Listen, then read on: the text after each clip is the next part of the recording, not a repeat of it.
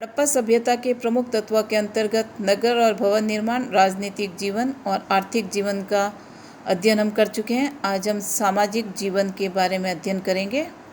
सिंधु घाटी के निवासियों का सामाजिक जीवन सुख सुविधाओं से संपन्न था। नगर निर्माण से, जिसमें मजदूरों को भी 2 कमरे वाले मकान प्राप्त थे, उनकी सामाजिक जीवन की श्रेष्ठता का पता चलता है। उन्हें जीवन की अन्य सुविधाएं भी भली भांति प्राप्त थी, यह भी स्पष्ट है। संभवतः उनका समाज विभिन्न वर्गों में विभाजित था। उनमें मुख्यतः 4 श्रेणियां थी। प्रथम बुद्धिजीवी वर्ग, जिसमें पुरोहित, चिकित्सक, ज्योतिष आदि सम्मिलित थे। द्वितीय योद्धा वर्ग, जो सैनिक वर्ग था। तृतीय व्यापारियों, शिल्पियों, कलाकारों आदि का वर्ग। और चतुर्थ श्रमिक वर्ग, जिसमें किसान, मजदूर, मछली पकड़ने वाले, गृह सेवक आदि सम्मिलित थे। उन्होंने किसी जाति व्यवस्था का निर्माण किया हो, ये प्रतीत नहीं होता। समाज के वर्गीकरण का मुख्य आधार विभिन्न आर्थिक व्यवसाय प्रतीत होते हैं। स्त्री पुरुषों की वेशभूषा प्राय समान थी। कमर के नीचे धोती और कमर के ऊपर बाएं कंधे से दाएं कंधे के नीचे दबने वाले शॉल उनके मुख्य वस्त्र थे। स्त्रियां सिर पर पंखे के समान अन्य वस्त्र भी प्रयोग करती थी। वस्त्र ऊनी और सूती दोनों प्रकार के होते थे, और ये सिले हुए थे या नहीं स्पष्ट नहीं है, परंतु सुइयों का प्राप्त होना यह संकेत देता है कि वहाँ के निवासी सिलाई करना जानते थे। स्त्री पुरुष दोनों ही लंबे बाल रखते थे। बालों में सोने, चांदी अथवा तांबे के पिन लगाए जाते थे। स्त्रियां संभवतः चोटी का प्रयोग करती थी। पुरुष दाढ़ी रखते थे, परंतु मूंछों को साफ करने का प्रचलन था। पुरुष उस्तरे का प्रयोग जानते थे। स्त्रियां सौंदर्य प्रसाधनों का पूर्णतः अवगत थी। चेहरे को सुंदर बनाने के लिए काजल, लिपस्टिक, विभिन्न प्रकार के रंगों के पाउडर का प्रयोग होता था। श्रृंगारदान और श्रृंगार की मेज का प्रयोग भी होता था। आभूषणों का प्रयोग स्त्री पुरुष दोनों समान रूप से करते थे, और आभूषण सोना, चांदी, तांबा, हाथी दांत के बनाए जाते थे। साथ ही कीमती पत्थरों और जवाहरातों का प्रयोग भी होता था। पुरुष कंठार, भुजबंद, अंगूठी का प्रयोग अधिक करते थे, जबकि स्त्रियां माथे का टीका, कंठार, कड़े, बूंदे, चूड़ियाँ, तगड़ी, पाजेब आदि सभी प्रकार के आभूषणों का प्रयोग करती थी। किंतु संभवतः नाक में पहनने के लिए किसी जेवर यानी कि नथनी का प्रयोग नहीं किया जाता था। हड़प्पा सभ्यता के निवासी शाकाहारी और मांसाहारी दोनों प्रकार का भोजन करते थे। उनका मुख्य भोजन गेहूं, जौ, चावल, तिल, दाल, दूध, फल और मछली का मांस था। गेहूं और जौ पीसने के लिए चक्कियाँ नहीं थी, बल्कि उन्हें ओखलियों में कूटकर उनका आटा बनाया जाता था। मुर्गे, गाय, भैंस, सुअर, घड़ियाल, कछुआ आदि का मांस का प्रयोग करते थे। सब्जियों का प्रयोग करते थे और खजूर भी खाते थे। घरों में उपयोग में आने वाली विभिन्न सामग्रियों का प्रयोग करते, जो मिट्टी, पत्थर, हाथीदांत, तांबे और कांसे की बनाई जाती थी। तस्तरियाँ, कटोरे, घड़े, सुराही, फलदार, अन्य विभिन्न बर्तन, लकड़ी की कुर्सियाँ, मेज, चारपाई, हाथीदांत की सुइयाँ और कंघे, कुल्हाड़ी, चाकू, मछली का कांटा, आरी, तांबे, मिट्टी के दीपक आदि विभिन्न वस्तुओं का प्रयोग किया जाता था। मिट्टी की वस्तुओं को पकाया जाता था और उन पर पॉलिश की जाती थी, और उन पर रेखाओं के द्वारा चित्रकारी भी की जाती थी। उनके मनोरंजन के मुख्य साधन थे गेंद और चौपड़। वे 3 प्रकार के पासों का प्रयोग करते थे। अधिकांश प्रयोग में आने वाले पासों के अंक 1 के विरुद्ध 2, 3 के विरुद्ध 4 और 5 के विरुद्ध 6। कुछ पासों पर केवल 1, 2, 3 के ही अंक प्राप्त हुए हैं। एक पासे पर यूरोपियन पासे की भांति अंक मिले हैं, जिसमें विरोधी अंकों का योग सर्वदा 7 होता है। कुछ मोहरों पर मनुष्य को तीर कमान से शिकार करता हुआ भी दिखाया गया, जिसका अर्थ है कि शिकार उनका मनोरंजन था। मछली पकड़ना, सांडों के युद्ध और पालतू पशु पक्षियों के युद्ध भी मनोरंजन के अन्य साधन थे। बच्चों के मनोरंजन के लिए खिलौने बनाए जाते थे, जो अधिकांशतः मिट्टी के होते थे। झुनझुने, सीटियाँ, पशु पक्षी और स्त्री पुरुषों की आकृतियाँ इनमें प्रमुख स्थान रखती है।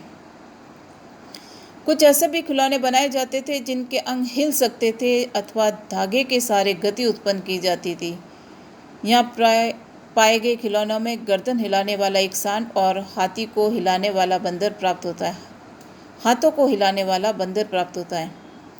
एक मुख्य खिलौना 2 पहियों वाली गाड़ी है, जिनसे स्पष्ट होता है कि ये खिलौने बनाने की कला में दक्ष थे। यातायात के लिए मुख्यतया बैलगाड़ियों का प्रयोग करते थे, जिनकी छतों को कभी कभी लकड़ी के द्वारा ढक दिया जाता था।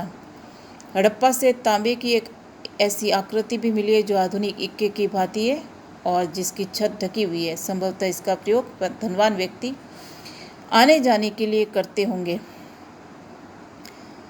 मृतक संस्कार। हड़प्पावासी अपने मृतकों को भूमि में गाड़ते थे। यह अधिक विश्वसनीय माना गया है। कभी कभी मानव शरीर को गाड़ दिया जाता था, कभी कभी शरीर को पशु पक्षियों के लिए खाने के लिए छोड़ दिया जाता था और उनके अवशेषों को घड़े में बंद करके गाड़ा जाता था। व्यक्तियों की कुछ व्यक्तिगत वस्तुएं भी उनके शरीर अथवा अवशेषों के साथ रख दी जाती थी। इस प्रकार उनका अंतिम संस्कार 3 प्रकार का था: समाधिकरण, आंशिक समाधिकरण और दाहकर्म। चिकित्सा। उन्हें मानवीय चिकित्सा का ज्ञान था। वे शिलाजीत का प्रयोग जानते थे और कुछ पशुओं की हड्डियों, वृक्षों के पत्तों अथवा छालों जैसे नीम को दवाइयों के रूप में प्रयोग करना भी उन्हें आता था। अस्त्र शस्त्र और सुरक्षा के साधन। खुदाई में विभिन्न प्रकार के अस्त्र शस्त्र प्राप्त हुए हैं जिनका प्रयोग यहाँ के निवासी करते होंगे। उनके मुख्य हथियार कुल्हाड़ी, गदा, भाला, कटार, बिना धार वाली तलवारें और कुछ मात्रा में धनुष बाण थे। संभवतः वे तांबे के बने हुए साधारण कवच और ढाल का प्रयोग भी करते थे। अधिकांशतः हथियार तांबे और कांसे के बने थे, किंतु गदा पत्थर की बनी होती थी। विद्वानों का कथन है कि तीक्ष्ण और आक्रमणकारी हथियारों तथा हड़प्पा मोहनजोदड़ो में किलेबंदी का अभाव यह सिद्ध करता है कि यहाँ के निवासी शांतिप्रिय थे, किंतु ये विचार पूर्णतः तर्क संगत नहीं है। यह प्रमाण प्राप्त हो चुके हैं कि सिंधु घाटी के निवासी किलेबंदी करना जानते थे और युद्ध कौशल से अनभिज्ञ नहीं थे। धातु ज्ञान। यहाँ के निवासियों को सोना, चांदी, तांबा, टिन और शीशे का ज्ञान था, परंतु लोहे का ज्ञान नहीं था। टिन और तांबे को मिलाकर कांसा तैयार करने की पद्धति से वे परिचित थे और कांसे का प्रयोग उन्होंने विस्तृत आधार पर किया था।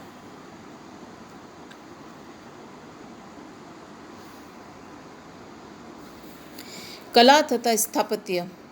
हड़प्पा सभ्यता के निवासियों का दृष्टिकोण उपयोगितावादी था। इस कारण उन्होंने कला के लिए का सिद्धांत नहीं अपनाया। उनकी भवन निर्माण कला इस यथार्थ को सिद्ध करती है। उनकी चित्रकला के अवशेष मकानों पर प्राप्त नहीं होते। जो भी प्राप्त होते हैं वे मिट्टी के बर्तनों पर है और इसी प्रकार उन्होंने श्रेष्ठ मूर्तिकला का निर्माण भी नहीं किया।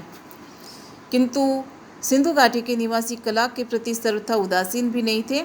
उनकी कला की श्रेष्ठता उनकी मोहरों और कुछ एक मूर्तियों से स्पष्ट होती है।